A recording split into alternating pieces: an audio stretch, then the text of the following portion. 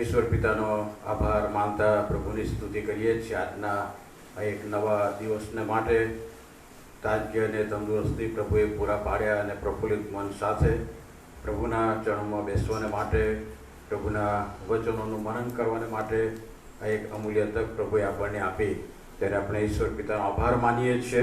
अने आजनी आ संगतमां आप सर्वनो आवकार करवामां आवे छे। आओ आपणे प्रार्थना करीए अने मीटिंगनी शरूआत करिए। प्रार्थना करिए।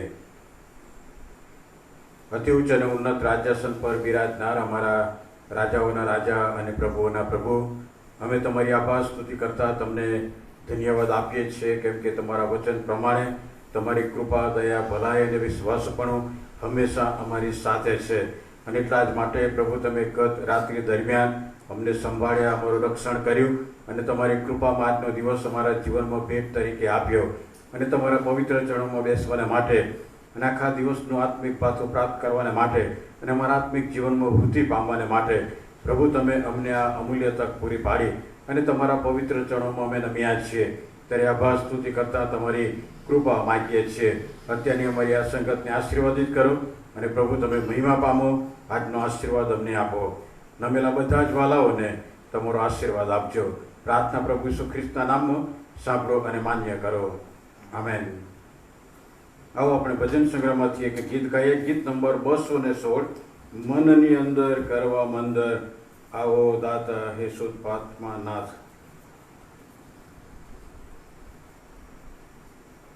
216 नंबर गीत गावामां आवशे।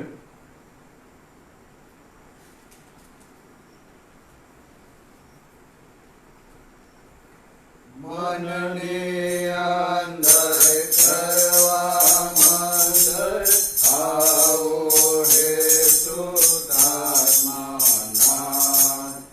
आदर भावे ने उल्लास, बहु सन्माने जोड़ू हाथ। मननी अंदर करवा मंदर, आओ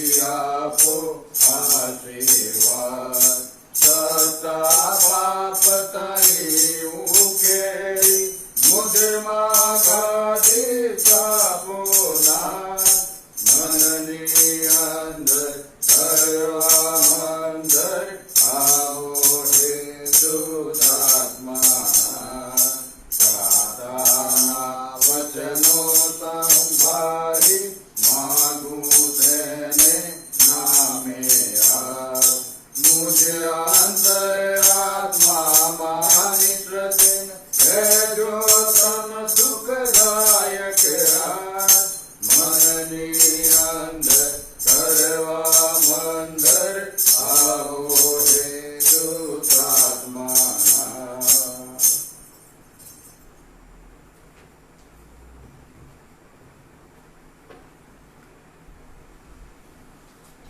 પવિત્ર શાસ્ત્ર બાઇબલમાંથી પ્રભુના પવિત્ર વચનો આપણે વાંચીએ. એફેસોને પત્ર, નવા કરારની અંદર એફેસોને પત્ર તેનો 4થો અધ્યાય અને 17મી કલમથી 24મી કલમ પ્રભુના વચનોમાંથી આપણે વાંચીએ.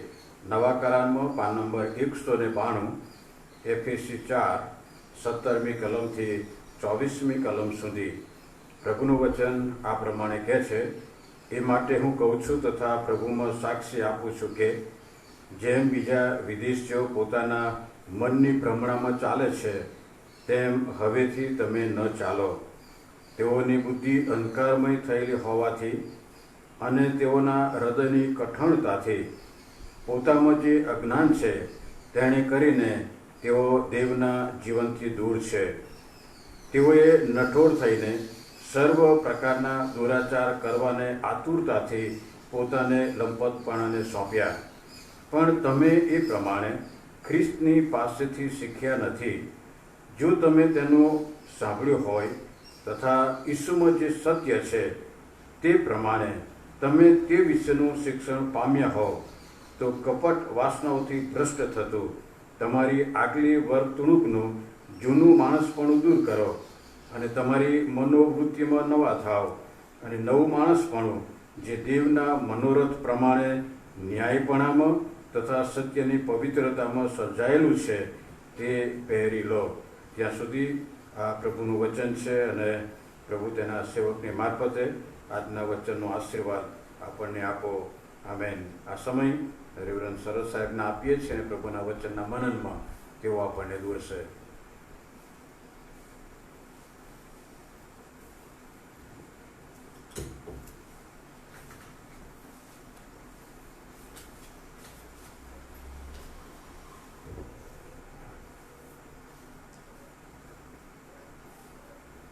આજે મારો એક પ્રશ્ન છે: શું આપણે ખ્રિસ્તી જીવન જીવીએ છીએ? આપણે ખરેખર ખ્રિસ્તી જીવન જીવીએ છીએ? કેવી રીતે જાણી શકાય કે હું ખ્રિસ્તી જીવન જીવું છું? જો કદાચ આપણા કામના સ્થળે, નોકરીના સ્થળે જઈને કોઈક આપણા સહકર્મચારીને પૂછવામાં આવે કે શું આ વ્યક્તિ ખ્રિસ્તી છે, તો શું જવાબ મળશે? તેઓ કદાચ કહે કે હા, ખરેખર તે ખ્રિસ્તી છે, તો જ્યારે જમવા બેસે પ્રાર્થના કર્યા વગર ખાતો નથી. અને જે કોઈ એને તકલીફ પહોંચાડે, એનું ખોટું કરતા હોય, એની સાથે એ પ્રાર્થના કરતા ખચકાય નહીં. હંમેશા બધાને મદદ કરવા માટે તૈયાર, બધાનું ભલું જ ઈચ્છે. અને અમારા આ નોકરીના સ્થળે બેસ્ટ વ્યક્તિ જો કોઈ હોય તો આ વ્યક્તિ છે. જો આવો જવાબ મળે તો એ જે તે વ્યક્તિ એ સાચું ખ્રિસ્તી જીવન જીવે છે. અથવા આપણને કેવા પ્રકારના જવાબ મળે? મોટે ભાગે એવો જવાબ મળે: હું જાણતો નથી. જે કામના સ્થળે, જે નોકરીના સ્થળે હું કલાકો વિતાવતો હોય, મારી આસપાસના લોકોને ખબર પણ ન હોય કે હું ખ્રિસ્તી છું. અથવા એમ જવાબ મળે, અને મોટે ભાગે બને છે તેમ: તમે શું વાત કરો છો? આ ખ્રિસ્તી તો રોજ દારૂ પીવે છે, તો લોકોની નિંદા કરવાથી જ ઊંચો નથી આવતો, ખટપટ કરવાથી જ ઊંચો નથી આવતો. ક્યાંક કશું ખોટું થાય એટલે એનું નામ તો આવે જ. અને કેટલા બધા પ્રકારના ખોટા કામોમાં સંડોવાયેલો. આવું ખ્રિસ્તી જીવન હોય? ખ્રિસ્તીઓ આવા હોય? આવા જવાબો પણ આપણને પ્રાપ્ત થાય. આજે આપણે પ્રભુના વચનમાંથી જે શીખવા માંગીએ છીએ તે પાછલા દિવસોથી આપણે એક બાબત શીખી રહ્યા છીએ, અને એ તો બીજો તિમોથી 3જો અધ્યાય ને અંતના સમયમાં લોકો બદલાઈ જશે. અને એ જ સિરીઝમાં આપણે આગળ વધી રહ્યા છીએ. ગઈકાલે પણ જે વચન આવ્યું, આભાર માનવાની વાત, આભારીપણાનો ભાવ દર્શાવવાની વાત, એ પણ કૃતજ્ઞ એટલે કે આભાર વ્યક્ત નહીં કરનારા.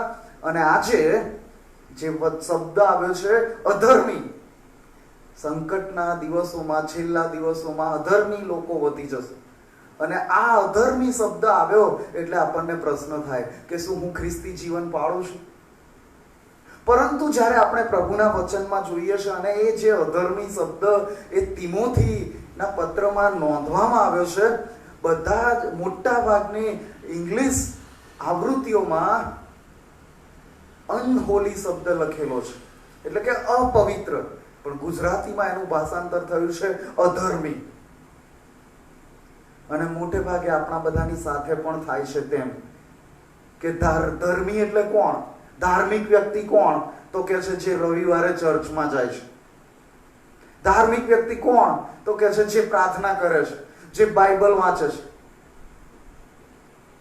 પરંતુ જ્યારે આપણે પ્રભુના વચનમાં વાંચીએ છીએ અને ખાસ કરીને આજનો શાસ્ત્ર પાઠ આપણે વાંચીએ ત્યારે જે ધાર્મિકપણું છે એ બાહ્ય દેખાવ નહીં, પણ હૃદયની પવિત્રતા, હૃદયનું ન્યાયપણું, મનની વાત છે કે આપણું મન કેવું છે. એ ધાર્મિકપણું મનથી જોડાયેલું છે. ધાર્મિકપણું આપણા હૃદયથી જોડાયેલું છે. હૃદયની શુદ્ધતા, મનની શુદ્ધતા અને હૃદયની પવિત્રતા સાથે જોડાયેલી વાત એ ધર્મ સાથે, ધાર્મિક સાથે, પવિત્રતા સાથે જોડાયેલી વાત છે. અને આજે આપણે એ પવિત્ર ખ્રિસ્તી જીવન એટલે શું એના વિશે આપણે જોવા માંગીએ છીએ. કેમ કે આ અંતનો સમય છે, આ સંકટના દિવસો છે અને અધર્મીઓ વધી ગયા છે. એવા ધર્મીઓ કે બહારથી તો આપણને ધાર્મિક જ લાગે, ધર્મીજન લાગે, પણ એવા ધર્મીઓ વધી ગયા છે. એવા સમયે પ્રભુનું વચન આવ્યું છે કે આપણને માલુમ પડે, આપણને ફરક દેખાય કે કોણ અધર્મી છે, કોણ ધાર્મિક છે, કોણ પવિત્ર છે, કોણ અપવિત્ર છે, કોણ શુદ્ધ છે, કોણ અશુદ્ધ છે. અને જો આપણામાં એવી કોઈ અશુદ્ધિ, એવી કોઈ અપવિત્રતા માલુમ પડે, આપણામાં કંઈક ચૂક આવી હોય, આપણામાં કંઈક ઓછું માલુમ પડે, તો આ પ્રભુની કૃપા છે. આ સમય એ પ્રભુની કૃપા છે કે આપણે એ પવિત્ર પરમેશ્વરના જેવા આપણે થઈએ, આપણે હૃદયથી, મનથી શુદ્ધ, પવિત્ર, ખરા અર્થમાં ધર્મીજન બનીએ એવું પ્રભુ આપણી પાસેથી ઈચ્છે છે. અને માટે જ જ્યારે પ્રભુના વચનોનો અભ્યાસ કરીએ છીએ, આ પવિત્રતા ઉપર બહુ જ ભાર મૂકવામાં આવ્યો છે. આખા બાઇબલનો મૂળ આધાર એ છે. અને એટલે જ તો આખા બાઇબલમાં પવિત્રતા વિશેની 600 કરતા વધારે કલમો આપવામાં આવી છે. 600 કરતા વધારે કલમો એ પવિત્રતા વિશે આપવામાં આવેલી છે.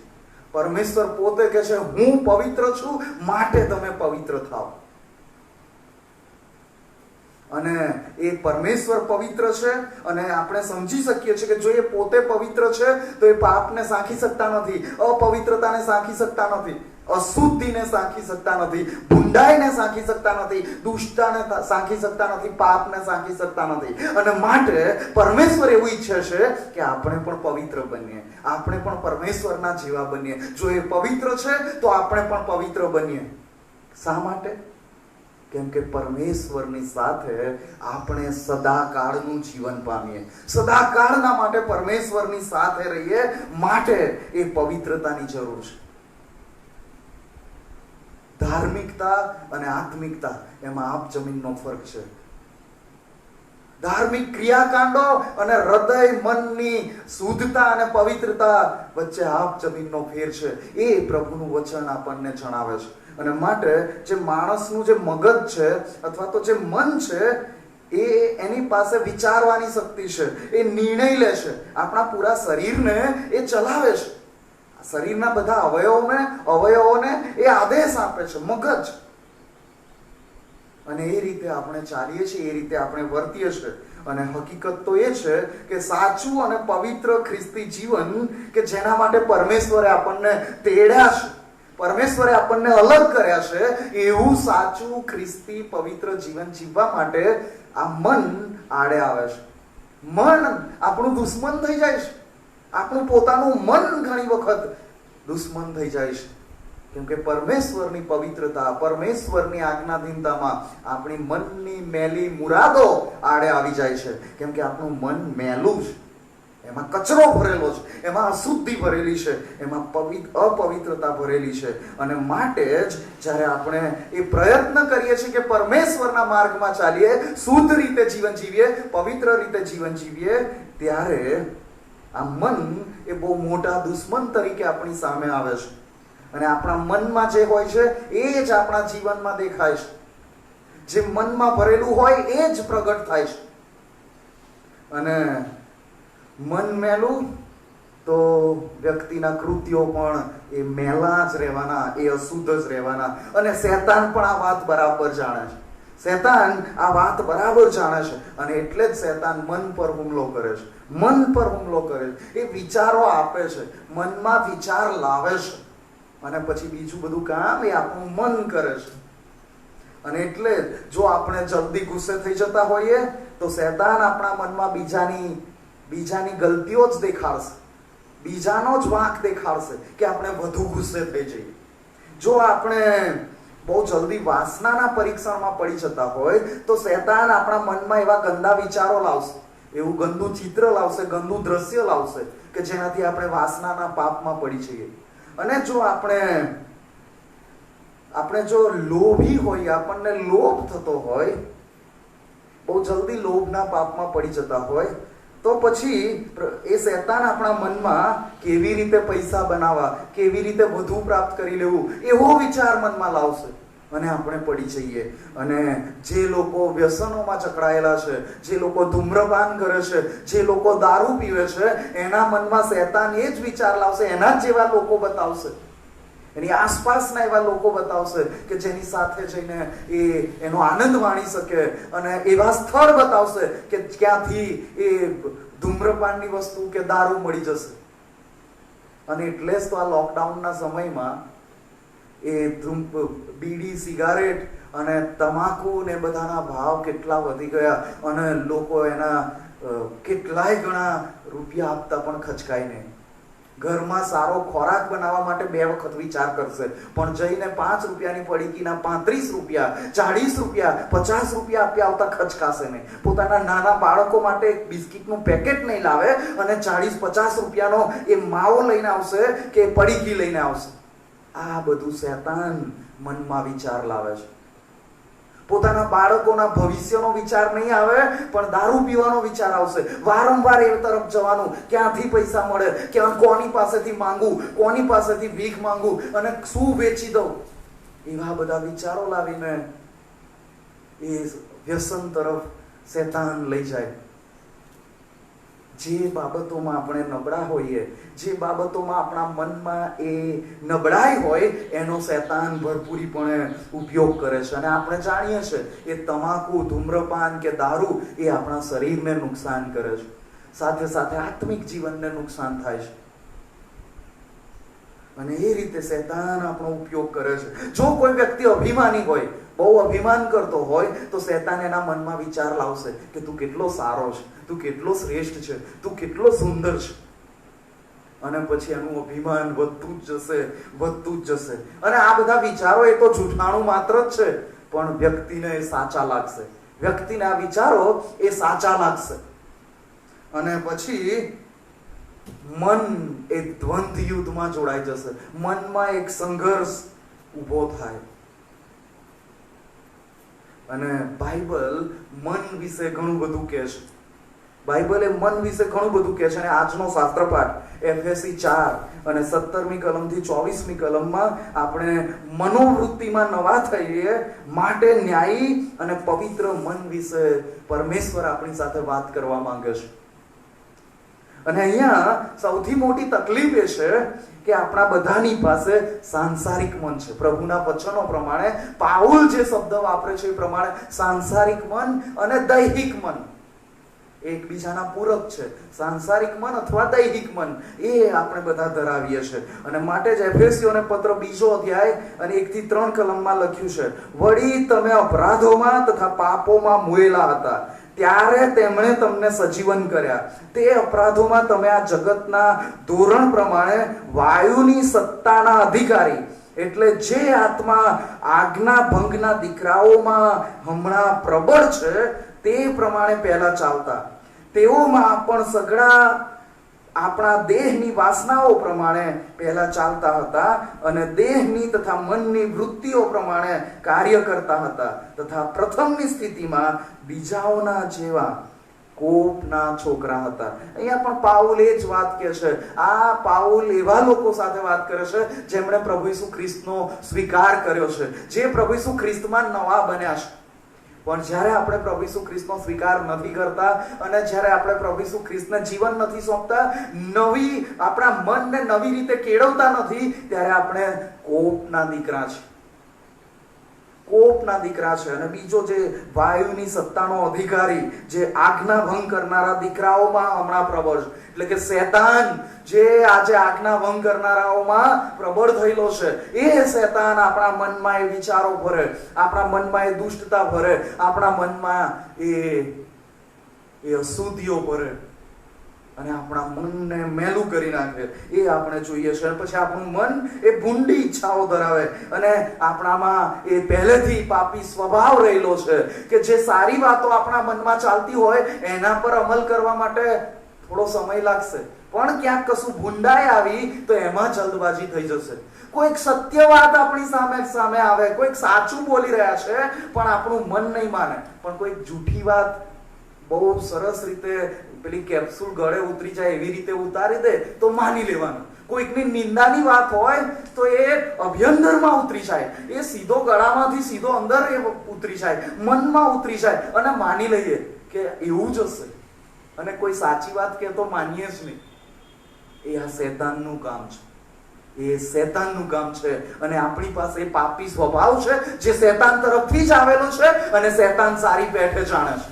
અને એ પાપી સ્વભાવનો પરમેશ્વર ખોટો ઉપયોગ કરે છે આપણને પરમેશ્વરના શત્રુ બનાવવાને માટે. અને મનની અંદર જો ખોટી બાબતો ચાલતી હોય, મન મેલું હોય, તો પછી એ ખોટી રીતે જ પ્રદર્શિત થશે. પછી એમાંથી કશું સારું નહીં આવે. મનમાં જો ખરાબી હોય તો પછી કશું સારું ન થાય. એ આપણા બધાના અનુભવો છે. અને સાંસારિક મન, જે સાંસારિક મન હોય છે એ પાપના કૃત્યો કરવાને માટે આપણને ઉત્તેજન આપે છે, આપણને માટે એક બળ પૂરું પાડે છે અને આપણે એ પાપ કરીએ છીએ અને એમ સાંસારિક મનને આપણે પ્રગટ કરીએ છીએ. આપણું મન અને હૃદય એ એકબીજા સાથે જોડાયેલું છે. બાઇબલના વચનોમાં જ્યાં મનની વાત કરી છે એ પણ, હૃદયની વાત કરી છે એ પણ એક સરખી રીતે જ બંને એકબીજાના જાણે કે એકબીજા સાથે જોડાયેલા છે. અને હૃદયના વિચારો, મનના વિચારો એ રીતે જુદી જુદી જગ્યાએ લખવામાં આવ્યું છે. પરંતુ બાબત એક જ છે કે આપણું મન, પ્રભુ ઈસુ ખ્રિસ્તે માથીની લખેલી સુવાર્તા 9મો અધ્યાય અને 4થી કલમમાં કહ્યું છે, ત્યારે ઈસુએ તેઓના વિચાર જાણીને કહ્યું કે તમે તમારા મનમાં શા માટે ભૂંડા વિચાર કરો છો. આ શાસ્ત્રીઓ અને ફરોશીઓના વિચાર જાણીને પ્રભુ ઈસુ ખ્રિસ્ત આ રીતે કહેતા હતા. પ્રભુ ઈસુ ખ્રિસ્ત મનના વિચારોને જાણે છે. એ ભૂંડા વિચારોને પણ ઓળખી લે છે, વેગળેથી ઓળખી લે છે. અને આ સાંસારિક મન એ દુષ્ટ કાર્યો તરફ આપણને દોરી લઈ જાય છે, દુષ્ટ કૃત્યો તરફ આપણને દોરી લઈ જાય છે. પાપીઓ પાપ કેમ કરે છે? પાપી સ્વભાવના કારણે. જેવી રીતે વાંદરો એ ઘરડો થાય પણ કૂદકા મારવાનું ન ભૂલે, એવી જ રીતે પાપી સ્વભાવ, પાપી મન એ પાપ કરવાનું ભૂલતું નથી. એ પાપી મન પાપ કરવાનું ભૂલતું નથી. અને આ જે સાંસારિક મન, એ દૈહિક મન, એ પાપથી ભરેલું મન, એ મેલું મન આપણને મૃત્યુ તરફ દોરી જાય છે, મોત તરફ દોરી જાય છે, નાશ તરફ દોરી જાય છે. અને રોમનોના પત્ર 8મો અધ્યાય 6ઠી અને 7મી કલમમાં આ પ્રમાણે લખ્યું છે. ત્યાં પણ પાઉલે જ આ વાત કરી છે કે દૈહિક મન તે મરણ છે, પણ આત્મિક મન તે જીવન તથા શાંતિ છે. કારણ કે દૈહિક મન તે દેવ પર વેર છે, કેમ કે તે દેવના નિયમને આધીન નથી અને થઈ શકતું પણ નથી. કેટલી મોટી વાત પાઉલે અહીંયા કરી છે કે એ આપણું દૈહિક મન એ દેવ સાથેનું વેર છે. હવે લોકો સાથે દુશ્મનાવટ કરીને, લોકો સાથે કડવાહટ કરીને, લોકો સાથે સંબંધો બગાડીને શું ધરાયા નથી કે પરમેશ્વર સાથે દુશ્મનાવટ વોરી લઈએ? અને જો આપણી પાસે દૈહિક મન છે, આપણી પાસે એવું મેલું મન છે, તો આપણે પરમેશ્વરના દુશ્મન છીએ. આપણે પરમેશ્વરના દુશ્મન છીએ. અને વેર એ હંમેશા સંઘર્ષ ઉપજાવે છે. વેર એ જુદા પાડી દેશે. વેર હોય ત્યાં બે જણ સાથે રહી શકતા નથી. અને એ આપણે જોઈએ છે કે આ દૈહિક મન તે દેવ સાથેનું વેર છે. મનની કડવાહટ, મનની મેલી મુરાદો એ પરમેશ્વર સાથેની દુશ્મનાવટ છે, જેની સાથે આપણે જીવી ન શકીએ. અને આજે પરમેશ્વર આપણી સાથે વાત કરી રહ્યો છે કે એનું નિરાકરણ શું, એનું નિરાકરણ શું. અને આજનો શાસ્ત્ર પાઠ આપણને કહે છે કે મનોવૃત્તિમાં નવા થાઓ. ગયા વર્ષે VBS ની આ થીમ હતી કે જૂનું માણસ પણ ઉતારો, પણ એના શબ્દો બદલીને કહેવામાં આવ્યું હતું અનમાસ્ક, મોરું ઉતારો. એટલે ખોટા દેખાડાથી બહાર આવી જાઓ, ધાર્મિક ક્રિયાકાંડોથી બહાર આવી જાઓ, ધાર્મિક પ્રવૃત્તિઓનો દેખાડો કરવામાંથી બહાર આવી જાઓ અને મનની શુદ્ધતા, હૃદયની પવિત્રતા કેળવો, મનોવૃત્તિમાં નવા થાવ. એ સાચું ધાર્મિકપણું છે. અન્યથા ગમે તેટલી લાંબી લાંબી પ્રાર્થનાઓ અને ગમે તેટલા પ્રભુના વચનોનું વાંચન, ગમે તેટલી વખત ચર્ચમાં જઈએ અને ગમે તેટલી વખત સંગતોમાં જોડાઈએ, આપણે અધર્મી છે, આપણે ધાર્મિક નથી. જ્યાં સુધી આપણું મન ન બદલાય, જ્યાં સુધી આપણું હૃદય ન બદલાય, ત્યાં સુધી બધું નકામું છે. ત્યાં સુધી બધું નકામું છે. અને માટે જ રોમનોને પત્ર 12મો અધ્યાય પહેલી ને બીજી બહુ જાણીતી કલમ, ત્યાં પણ આ જ વાત લખી છે. તેથી ભાઈઓ, હું તમને વિનંતી કરીને કહું છું કે દેવની દયાની ખાતર તમે તમારા શરીરોનું જીવતું, પવિત્ર તથા દેવને પસંદ પડે તેવું અર્પણ કરો. એ તમારી બુદ્ધિપૂર્વકની સેવા છે. આ જગતનું રૂપ તમે ન ધરો, પણ તમારા મનથી નવીનતાને યોગ્ય તમે પૂર્ણ રીતે રૂપાંતર પામો, જેથી દેવની સારી તથા માન્ય તથા સંપૂર્ણ ઈચ્છા શી છે તે તમે જાણી શકો.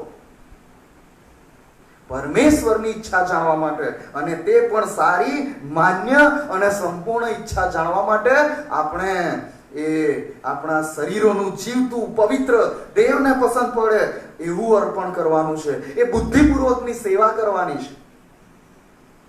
આ જગતનું રૂપ આપણે ધરવાનું નથી. આ જગતના લોકોના જેવા આપણે નથી થવાનું, પણ જગતના લોકો આપણા જેવા થાય, જગતના લોકો ખ્રિસ્તના જેવા થાય. આપણે પોતે ખ્રિસ્તના જેવા બનીને આગળ વધીએ. આપણે પોતે એ ખ્રિસ્તને પહેરી લઈએ. એ અતિ મહત્વનું છે. અને કેવી રીતે આ મનનું નવીનીકરણ થાય? તો બે રીતે એ શક્ય છે. એક તો આપણા પોતાના પ્રયત્નો. જો કે પ્રયત્નો પૂરતા નથી ને કોઈ પણ વ્યક્તિ, પૃથ્વી પરનો કોઈ પણ વ્યક્તિ પોતાની રીતે મનને શુદ્ધ કરી ન શકે અને જે અશુદ્ધિ છે અથવા તો પાપી સ્વભાવ છે એનાથી છુટકારો મેળવી નથી શકતો, પણ પ્રયત્ન તો કરી શકે છે. અને એ બાબત કે પોતાની રીતે ભૂંડા વિચારોને દૂર કરીને, જ્યારે પણ કોઈ ભૂંડો વિચાર આવે તો પ્રભુને યાદ કરીએ. જ્યારે કોઈક એવી દુષ્ટ વિચાર મનમાં આવી જાય, એ ચાહે કોઈકને નુકસાન પહોંચાડવાનો વિચાર હોય, કોઈકને તકલીફ પહોંચાડવાનો વિચાર હોય, કોઈકને દુઃખ થાય, કોઈકનું હૃદય ચીરી જાય એવી કંઈક વાત કરવાનો વિચાર આવે, કોઈકની નિંદા કરવાનો વિચાર આવે, ચોરી કરવાનો વિચાર આવે, લોભ જાગે, વાસના જાગે, ત્યારે પ્રભુને યાદ કરીએ, પ્રાર્થના કરીએ, પ્રભુનું વચન યાદ કરીએ, અને એ રીતે ભૂંડા વિચારોથી આપણે પોતે દૂર રહીએ. એ બહુ મહત્વનું છે અને એ જરૂરનું છે. એક રીત છે કે આપણે એ દૈહિક મનથી, એ સાંસારિક મનથી આપણે છુટકારો પામી શકીએ. એ પાપ કરવાથી આપણે વેગળા રહી શકીએ. બીજો કોરિન્થી 10મો અધ્યાય 4થી કલમથી 6ઠ્ઠી કલમ. બીજો કોરિન્થી 10મો અધ્યાય 4થી કલમથી 6ઠ્ઠી કલમ. કેમ કે અમારી લડાઈના હથિયાર સાંસારિક નથી, પણ દેવની સહાયથી કિલ્લાઓને તોડી પાડવાને તેઓ સમર્થ છે. અમે વિતંડા વાદોને તથા દેવના જ્ઞાનની વિરુદ્ધ જે કંઈ માથું ઉચકે છે તેને તોડી પાડીએ છીએ. અને દરેક વિચારને વશ કરીને ખ્રિસ્તની આધીનતામાં લાવીએ છીએ. અને જ્યારે તમારું આજ્ઞા પાલન સંપૂર્ણ થશે ત્યારે સર્વ આજ્ઞા ભંગનો બદલો વાળવાને અમે તૈયાર છીએ. અહીંયા વિચારને વશ કરવાની વાત છે. વિચારો તો આવ્યા કરશે, વિચારો તો આપણી આસપાસ સતત છે. શેતાન એના પ્રયત્નમાં લાગેલો છે કે આપણા મનમાં બધા વિચારો લાવે. આપણા ઉપર છે કે વિચારને આપણે દૂર કરીએ કે વિચારને વાગોળ્યા કરીએ. એ વિચાર પર વિચાર જ કર્યા કરીએ ને એને કલ્પનામાં એને જોતા જ રહીએ કે આવું થાય તો કેવું સારું, અને પછી એ પાપને ઉપજાવે છે. અને આપણા લડાઈના હથિયારો તરીકે જે આપણા પોતાના પ્રયત્નો છે, જે થોડું ઘણું આપણે પોતે કરી શકીએ, એનાથી આપણે અળગારાઈ જઈએ, દેવના જ્ઞાનથી અળગારાઈ જઈએ. પણ જો આપણે વિચારોને વશ કરીએ તો એ શૈતાનના કિલ્લાને તોડી પાડીએ છીએ, એ શૈતાનની કુયુક્તિને તોડી પાડીએ છીએ, અને આપણે એ ધર્મી જીવન, પ્રભુ ઈસુ ખ્રિસ્તમાં સાચું ખ્રિસ્તી જીવન જીવવાનું કદાચ શરૂ કરી શકીએ છીએ. સારી બાબતોનો હંમેશા વિચાર કરીએ, જે પ્રમાણે પાઉલ ફિલિપી 4 અને 8મી કલમમાં કહે છે એ પ્રમાણે. છેવટે ભાઈઓ, જે કંઈ સત્ય, જે કંઈ સન્માન પાત્ર, જે કંઈ ન્યાયી, જે કંઈ શુદ્ધ, જે કંઈ પ્રેમ પાત્ર, જે કંઈ સુકીર્તિમાન છે, જો કોઈ સદગુણ કે જો કોઈ પ્રશંસા હોય તો આ બાબતોનો વિચાર કરો. ભૂંડી બાબતોનો નહીં, પાપનો નહીં, પણ આ બધી બાબતોનો વિચાર કરીએ. જે સત્ય છે, સન્માન પાત્ર છે, ન્યાયી છે, શુદ્ધ છે, પ્રેમ પાત્ર છે, સુકીર્તિમાન છે, સદગુણ છે, પ્રશંસા છે, તો આ બધી બાબતોનો વિચાર કરવાનો છે. નહીં કે શૈતાને મનમાં નાખેલા ખોટા વિચારોને વાગોળવાના, એના પર વિચાર કર્યા કરવાનો. અને બાઇબલમાં એના વિશે બહુ સ્પષ્ટ રીતે લખેલું છે કે વિચાર એ પાપ ઉપજાવે છે. આપણે જે બાબત જોવા માંગીએ છીએ, મેં શરૂઆતમાં જ કીધું કે આપણા પોતાના પ્રયત્નોથી આપણે પવિત્ર થઈ શકતા નથી, મન બદલી શકતા નથી, અને એ સાચી વાત છે. અને માટે જ આપણને પવિત્ર આત્માની સહાયની જરૂર પડે છે, પવિત્ર આત્માની જરૂર પડે છે, જે પવિત્ર આત્મા આપણને શુદ્ધ કરે છે. આપણા જે ભૂતકાળના વિચારો છે, જે વારંવાર આપણને યાદ આવે, આપણા સ્મરણમાં આવે. અને પ્રભુના વચનમાં એમ પણ લખ્યું છે કે તે તારા ભૂતકાળના દુષ્ટ કૃત્યોને યાદ કરી કરીને પણ એમાં આનંદ માણ્યો છે, અને એમ તે પાપ કર્યું છે, એવું પરમેશ્વર કહે છે. આ ઇઝરાયેલી પ્રજાને એમની ભૂંડાઈ ને એમની દુષ્ટતા ને એમના પાપો યાદ કરાવે ત્યારે પરમેશ્વર આ રીતે વાત કરે છે કે તે ભૂતકાળમાં કરેલા તારા પાપોને યાદ કરીને પણ તું એમાં મચો રહ્યો, અને એમ તે વધુ ને વધુ પાપ કર્યા. અને આપણે એ જે બાબતો છે કે આપણી આસપાસના ભૂંડા વિચારો જે છે એ પવિત્ર આત્માની મદદથી આપણે દૂર રાખી શકીએ. આપણે પવિત્ર આત્માનું સામર્થ્ય પ્રાપ્ત કરીએ, સહાય પ્રાપ્ત કરીએ, વિનંતી કરીએ. અને પવિત્ર આત્માનું કામ જ એ છે કે આપણને એ જે શુદ્ધ વિચાર આપણામાં ઉત્પન્ન થાય એ પવિત્ર આત્મા તરફથી થાય. કંઈક ભલું કરવાનો વિચાર આવે તો એ પવિત્ર આત્મા તરફથી થાય. પ્રાર્થના કરવા માટેનું મન થાય તો એ પવિત્ર આત્મા તરફથી હોય. પ્રાર્થના માટે જુદા જુદા શબ્દો આવે એ પવિત્ર આત્મા તરફથી હોય. ઘણી બધી વખત હું પ્રાર્થના કરું છું અને પ્રાર્થના કરતા પહેલા હું વિચાર પણ નથી કરતો કે આજે કયા વિષય પર પ્રાર્થના કરવાની છે. અને જ્યારે પ્રાર્થના શરૂ થઈ જાય અને શબ્દો પર શબ્દો એ ઉપરથી આવ્યા જ કરે અને નીકળ્યા જ કરે, એ મારો પોતાનો અનુભવ છે કે પ્રાર્થના કરવા માટેના શબ્દો પણ પવિત્ર આત્મા આપે છે. અને પવિત્ર આત્મા આપણા મનને નવું કરવા માટે એ મદદરૂપ થાય છે. પવિત્ર આત્મા આપણા મનનું નવીનીકરણ કરે છે, આપણને સહાયરૂપ થાય. જેમ આપણે જોયું કે આપણે પોતે પ્રયત્ન કરવાના છે, પણ પરમેશ્વર કહે છે, યોહાનની લખેલી સુવાર્તા 14મા અધ્યાયમાં પ્રભુ ઈસુ ખ્રિસ્ત કહે છે કે તમને સહાયક મોકલી આપીશ. આપણને સહાયકની જરૂર છે, કેમ કે આપણે પોતે કંઈ કરી નથી શકતા. પ્રયત્નો કરી શકીએ પણ એમાં સફળતા હાથ લાગશે જ એની કોઈ ગેરંટી નથી. અને ખાતરી પ્રાપ્ત થાય માટે પ્રભુ ઈસુ ખ્રિસ્તે કહ્યું કે તમારે સારું હું સહાયક મોકલી આપીશ. અને એ પવિત્ર આત્મા આપણા માટે મોકલી આપવામાં આવ્યો છે. અને એ પવિત્ર આત્માની સહાયથી આપણા મનને આપણે નવું કરી શકીએ છીએ. આપણું એ પથ્થર સમાન હૃદય બદલાઈ જાય અને માણસનું નવું હૃદય જે બાઇબલ વાત કરે છે એ આપણને પ્રાપ્ત થાય. એ પવિત્ર આત્માથી શક્ય બને છે. અને એ મનને નવું કરીએ અને એ મન નવું થાય ત્યારે અને જે નવીનીકરણમાં આગળ વધવાનું છે, એક પ્રક્રિયા છે, આગળ વધતું જ જવાનું છે, વધતું જ જવાનું છે. કેવી રીતે? તો પછી હંમેશા પોતાની જાતને સત્ય કહેતા રહેવાનું છે, પોતાની જાતને સત્યનું ભાન કરાવતા રહેવાનું છે. અને સત્ય કોણ છે? પ્રભુ ઈસુ ખ્રિસ્ત. પ્રભુ ઈસુ ખ્રિસ્ત વિશે વધુ ને વધુ જાણતું રહેવાનું છે, એના વિશે વિચાર કરવાનો છે અને પ્રભુ ઈસુ ખ્રિસ્તના જેવું જીવન જીવવાનું છે. અને મેં અગાઉ પણ કીધું એ પ્રમાણે ભૂંડા વિચારોને બહુ આગળવાના નહીં, એને બહુ યાદ કરીને મનમાં ખુશ નહીં થવાનું. જેવું પેલું કહે છે ને, મન મેં લડ્ડુ ફૂટ રહે હૈ, એ મન મેં લડ્ડુ નહીં ફૂટને ચાહીએ.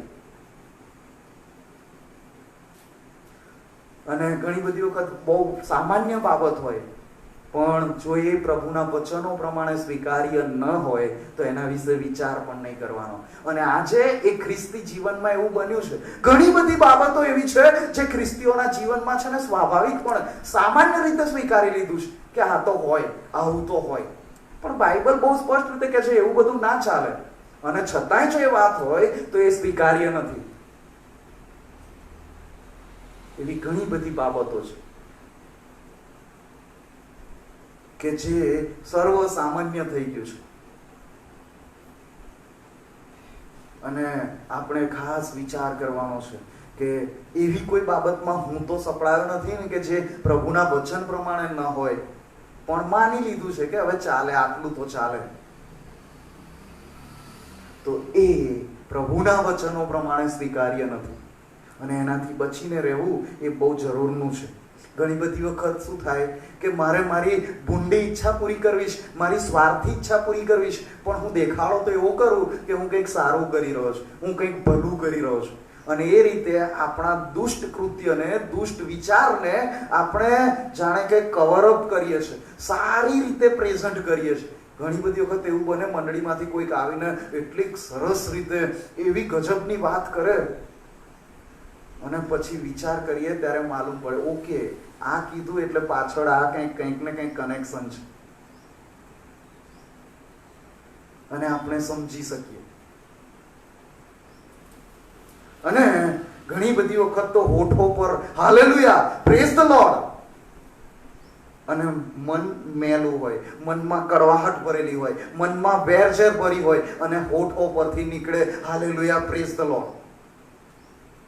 અને આ એ બહુ મોટી ભૂલ લોકો કરી રહ્યા છે. બહુ મોટી ભૂલ લોકો કરી રહ્યા છે કે જે મળે તેને પ્રેઝ ધ લોર્ડ કહેવાનું, પ્રેઝ ધ લોર્ડ કહેવાનું, પણ પોતાના પાપી સ્વભાવથી બાજ આવતા નથી, પોતાના પાપી કૃત્યોથી બાજ આવતા નથી, પોતાના ભાઈને કે પોતાના માતા પિતાને કે પોતાના સંતાનને પ્રેમ કરી શકતા નથી. અને યોહાન તો એ પત્ર લખતા જણાવે છે, જે પોતાના ભાઈને પ્રેમ કરતો નથી તે મને પ્રેમ કરતો નથી, તે મારા પર વિશ્વાસ કરતો નથી. જે પોતાના કુટુંબીજનોનું ભલું કરતો નથી એ તો અવિશ્વાસી કરતાય ભૂંડો. આ પ્રભુના વચનો છે, આ પ્રભુના વચનો છે.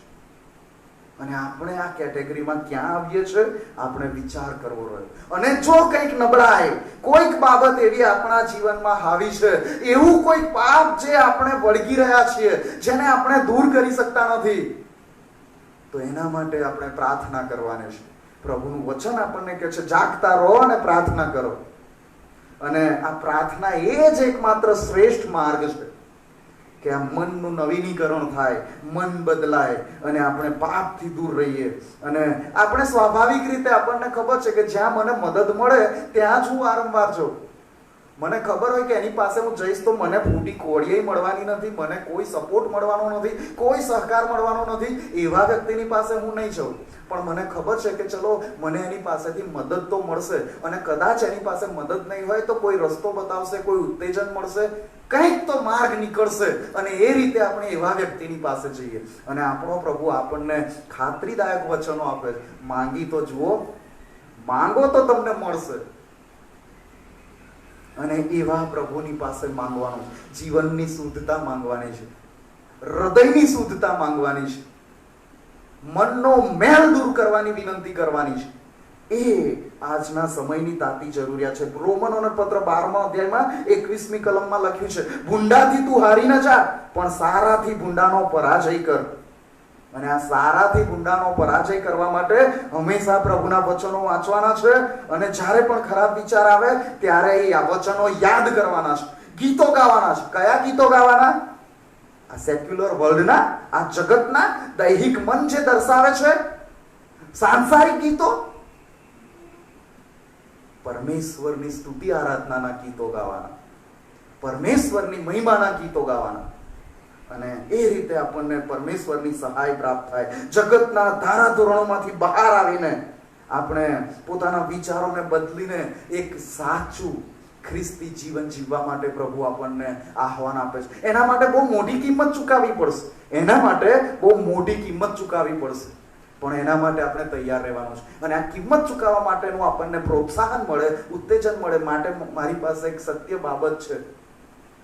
ઉત્તરીય યુરોપીય દેશો અને એશિયાના કેટલાક દેશોમાં અર્મીન નામનું એક પ્રાણી હોય છે. અર્મીન નામનું પ્રાણી. અને એ શિયાળાના સમયમાં એના સ્કિન પર જે વ્હાઈટ રૂવાડા, એના જે ઊન, જે વ્હાઈટ જે રૂવાટા એના જે હોય છે એકદમ વ્હાઈટ. અને એ લોકો પ્રાપ્ત કરવા માટે શિકારીઓ એનો શિકાર કરે.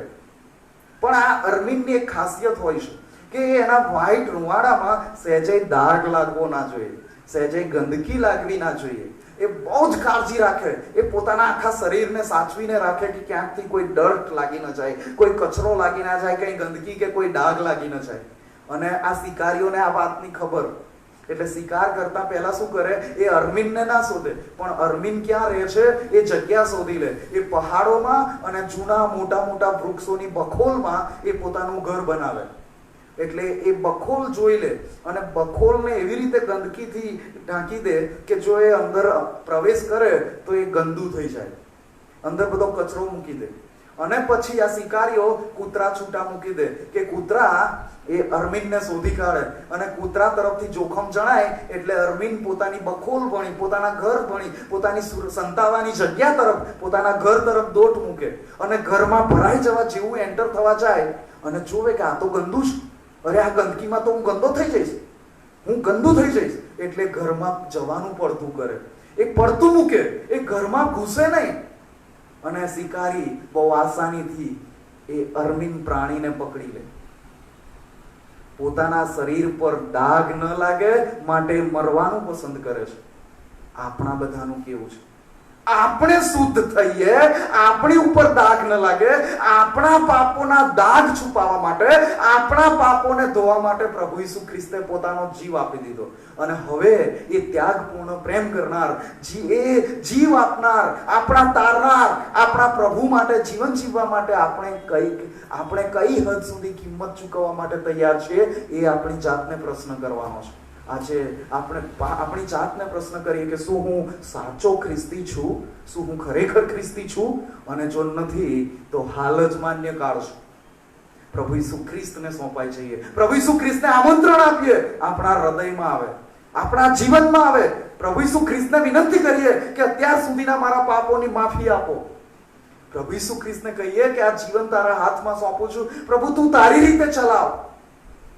અને આપણે આપણા જીવનો પ્રભુને, આપણા શરીરોનું જીવતું, પવિત્ર, દેવને પસંદ પડે એવું અર્પણ આજે હમણાં જ પ્રભુ ઈસુ ખ્રિસ્તને કરી દઈએ. અને એના માટે કોઈ ક્રિયાકાંડો નથી, એક નાની પ્રાર્થના, થોડી ક્ષણોની પ્રાર્થના જે તમે પોતે અત્યારે હાલ જ કરી શકો છો. આવો આપણે આંખો બંધ કરીએ અને એ પ્રાર્થના કરીને પ્રભુ ઈસુ ખ્રિસ્તમાં મનોવૃત્તિમાં નવા થઈએ, નવું જીવન જીવવાનો નિર્ધાર કરીએ અને સાચું ખ્રિસ્તી જીવન જીવીને સદાકાળ માટે પ્રભુ સાથેનું જીવન પામીએ.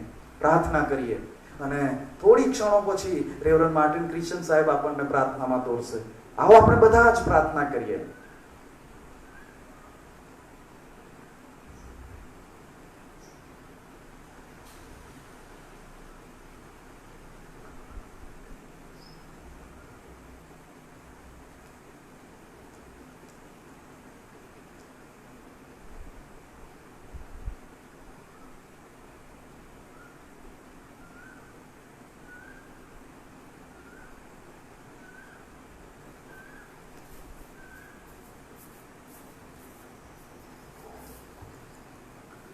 પ્રેમાળ ઈશ્વર પિતા, અમે તમારો આભાર માનીએ છીએ કેમ કે વાસ્તવિક ખ્રિસ્તી જીવન શું છે એ તમારા સેવકની મારફતે પ્રભુ તમે અમને બતાવ્યું છે.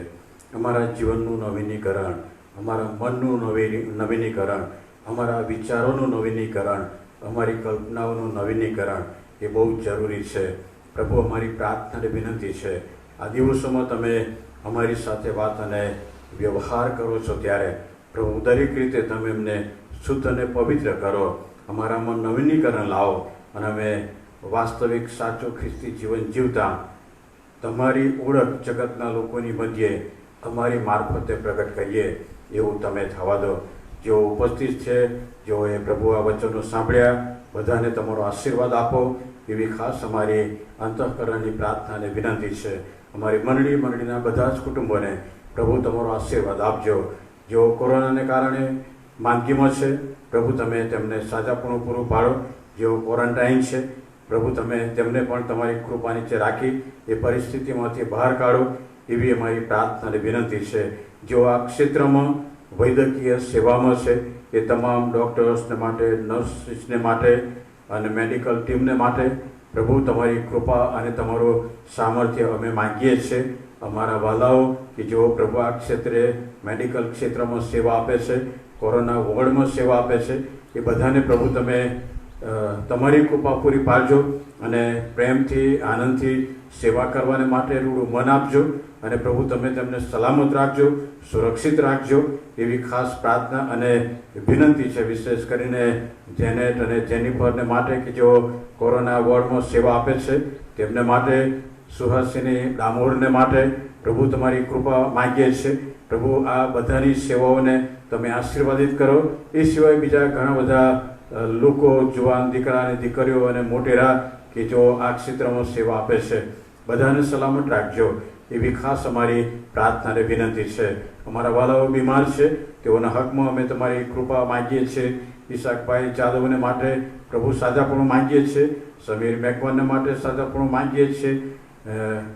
સંપતભાઈના ધર્મપત્ની નીલાબેનને માટે પ્રભુ અમે તમારી કૃપા અને સાજાપણું માંગીએ છીએ. આ સિવાય પ્રભુ બીજા જેઓ નાની મોટી બીમારીથી પીડાય છે, બધાને સાજાપણું આપો, સર્વ દુઃખીઓને દિલાસો આપો. જો કોઈ મુશ્કેલીમાં હોય તેમની મુશ્કેલી પ્રભુ તમે દૂર કરજો અને આખો દિવસ તમારા વચનોને વાગોળવાને માટે, તમારા માર્ગમાં ચાલવાને માટે તમે એમને તૈયાર કરો. પ્રાર્થના પ્રભુ ઈસુ ખ્રિસ્તના નામમાં સાંભળો અને માન્ય કરો. આમેન. હવે ઈશ્વર પિતા, પુત્ર અને પવિત્ર આત્માનો આશીર્વાદ આપણ સર્વની સાથે, પ્રભુના તમામ સેવકો, સંતો, ભક્તોની સાથે હમણાંથી સર્વકાળ સુધી હોજો. આમેન. Thank you. આપ સર્વનો ફરીને એકવાર આભાર માનવામાં આવે છે.